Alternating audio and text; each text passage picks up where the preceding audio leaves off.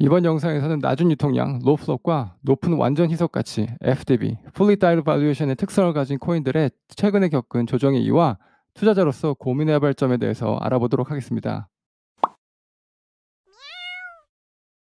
주식과 코인에서 low float은 해당 자산이 유통된 부분이 적다는 것을 의미하고, 기본적으로 low float을 가진 자산은 가격 형성 과정에서 변동성이 많은 특성을 보여줍니다.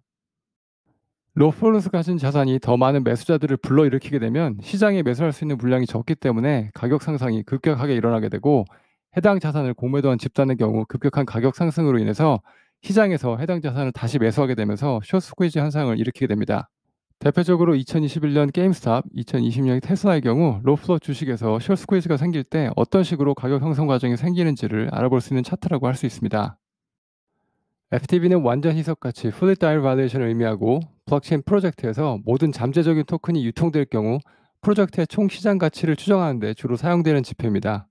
비트코인을 예로 들어보면 현재 비트코인의 Circulating Supply 6월 2일 기준으로는 약 1,970만 개 정도이고, 발행 가능한 토큰의 양이 2,100만 개와는 약 6%의 차이가 있다고 할 수 있습니다. 그래서 현재 비트코인의 시총은 약 1.3 트릴리언 달러, 그리고 완전 희석 가치는 약 1.4 트릴리언 달러입니다. 이제 용어 정리가 끝났으니 낮은 유통량과 높은 완전 희석 가치를 가진 코인들의 논란에 대해서 알아보도록 하겠습니다. 최근 많은 코인들이 런칭을 하기 전에 여러 벤처 캐피탈리스트의 투자 라운드를 거치면서 프로젝트의 대부분의 가격 형성 과정이 메인넷 런칭 전에 이루어졌다는 비판을 받고 있습니다. 이렇게 높은 FDB를 가지고 있는 코인들이 메인넷 런칭에서는 코인의 유통량을 낮게 설정함으로써 인위적으로 희소성을 만들어내고 하입을 일으켜 단기간에 일반 투자자들이 코인에 투자를 유도하고 코인 가격을 높게 만들어서 VC들이 덤핑을 할 수 있게 만들고 있다고 지적을 받고 있습니다. 최근 바이낸스에 상장된 새로운 코인들 중에서 높은 FDB와 낮은 초기 유통량을 특징으로 하는 코인들이 급격한 하락을 겪었습니다. 이런 급격한 가격 조정 현상을 두고 다양한 이론들이 존재하는 상황입니다. 크립토 헤지펀드 드래곤플라이의 수장 핫셉은 X에서 높은 FDB와 낮은 초기 유통량을 가졌다고 여겨지는 코인들이 최근 급락을 하게 된 이유에 대해서 여러 증거들을 통해 시장에 있는 가설들을 검증했습니다. 앞에 보이시는 32개의 코인들은 2023년 11월 3일부터 런칭을 한 코인들이고, 핫셉은 시장 참여들을 생각하는 로우 플롯, 하이 FDB 코인들이 최근 하락하는 가설 3가지 정도를 리스트에 있는 코인들을 통해 테스트를 했습니다. 첫 번째 가설은 벤처 캐피탈리스트와 인플루언서가 자신들의 코인을 빠르게 매도했기 때문에 로우 플롯, 하이 FDB 코인들이 하락을 했을 것이라는 가설입니다. 핫셉은 리스트에 있는 코인들의 움직임을 봤을 때 대부분의 코인들이 3월 중순부터 4월에 모두 함께 조정을 받은 점을 지적하고, 이 조정이 리스트에 있는 코인들에게만 국부적으로 일어나는 것이 아니고 다른 메이저 코인들도 함께 조정을 받았다는 지적을 했습니다.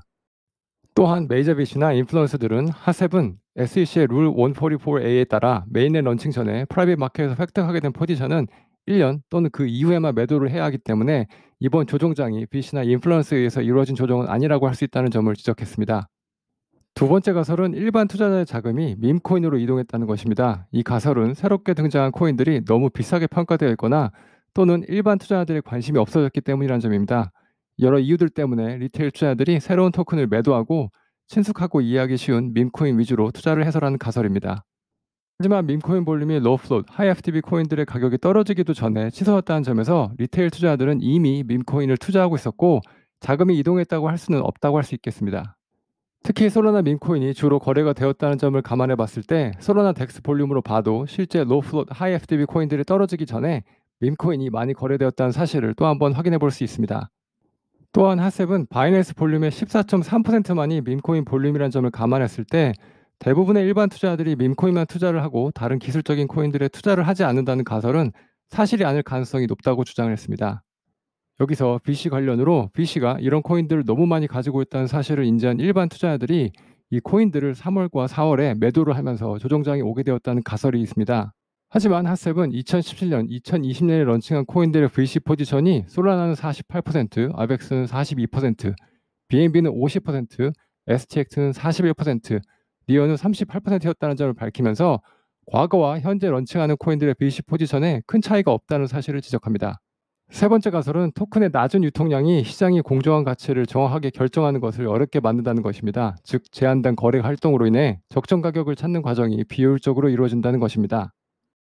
하지만 과거에 런칭한 코인들의 초기 유통량을 보면 평균적으로 약 13%로 현재의 코인들과 많이 다르지 않는다는 사실을 확인할 수 있습니다. 앞서 말씀드린 가설이 모두 틀렸다면 왜 이런 조정장이 나타났을까요? 하셉은 이란과 이스라엘의 대치 국면은 WW3가 일어날 것 같은 긴장 상황을 일으켰고 모든 코인들이 조정을 겪었지만 몇 개의 메이저 코인들만 다시 상승을 하고 로프 하이드 FDB 코인들은 위험 자산으로 여겨지고 있기 때문에 아직 반등을 하지 못했을 뿐이라고 의견을 밝혔습니다. 이번 조정장에 제 개인적인 견해를 밝힌다면 두 가지 정도로 압축할 수 있을 것 같습니다. 첫 번째는 에어드랍 코인들의 특징입니다. 지난번에 다룬 섹스맨 벤처스의 통계를 통해서 에어드랍된 코인들의 4분의 3 정도가 60일 이후에는 하락을 보여주었다는 점을 확인할 수 있었습니다. 에어드랍된 코인들은 기존 코인들에 비해서 아직 커뮤니티가 약한 점도 있기 때문에 비트코인이 하락을 하게 되면 더욱 많은 조정을 겪게 되는 것은 어쩔 수 없는 것 같습니다. 두 번째로는 높은 발리에이션인 것 같습니다.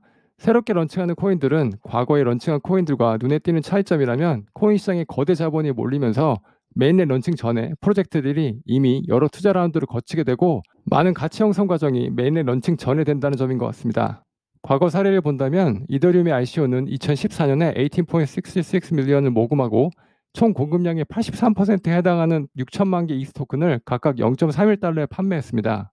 반면에 저의 포트폴리오의 95%를 차지하는 두 코인 솔라나와 셀레스티아를 살펴보면 솔라나의 경우 첫 번째 투자에서 20 밀리언의 가치 평가에서 거의 마지막 리스팅을 보면 110 밀리언으로 약 5배 이상의 가치 상승이 프라이빗 라운드에서 이루어졌습니다. 셀레스티아의 경우 시작은 9.43 밀리언에서 런칭 전의 마지막 라운드에서 300 밀리언, 약 30배 정도의 가치 상승이 프라이빗 라운드에서 이루어진 것을 확인할 수 있습니다. 물론 이런 코인들의 기술적인 부분이나 쓰임 또는 가치들을 비교하는 것은 힘든 일이지만 가치 형성 과정을 본다면 ICO 금지 이후에 많은 코인들이 이렇게 프라이빗 라운드를 통해서 이미 가격 상승을 한다는 사실은 리테일 투자자로서 안타까운 부분은 사실입니다. 이처럼 많은 가격 상승 과정이 이미 발생한 상태에서 코인 런칭을 하게 된다는 사실은 투자자로 하여금 선뜻 투자를 하게 만들기 어려운 허들로 여겨지는 것 같습니다. 덧붙여서 새롭게 런칭하는 코인 수가 과거에 비해서 급격하게 늘어난다는 점은 새로운 코인들의 경쟁을 더욱 강하게 만드는 요인이라고 할 수 있겠습니다. 지금은 대부분의 나라에서 ICO가 금지되어 있기 때문에 당분간은 메인넷 런칭 전에 자신이 원하는 코인에 투자하는 방법은 지금처럼 에어드랍 파밍밖에 없어 보입니다. 때문에 리테일 투자자로서 메인넷 런칭 전에 에어드랍 파밍을 하거나 알트코인에 투자를 할 때는 옥석 가리기를 더욱 열심히 하는 수밖에 없을 것 같습니다. 크립토신의 인플루언서이자 투자자인 코비는 이런 문제를 해결하기 위해서 프라이빗 라운드에 리테일 투자자들을 참여할 수 있게 하는 플랫폼을 준비하고 있습니다. 런칭은 했지만 지금은 인비테이션 온리로 되어 있기 때문에 참여하기 힘든 상태이지만 눈여겨봐야 할 플랫폼인 것 같습니다. 이번 영상에서는 로프소드, 하이 FTP 코인들에 대해서 알아보았습니다. 다음번에도 좋은 내용으로 찾아뵙도록 하겠습니다.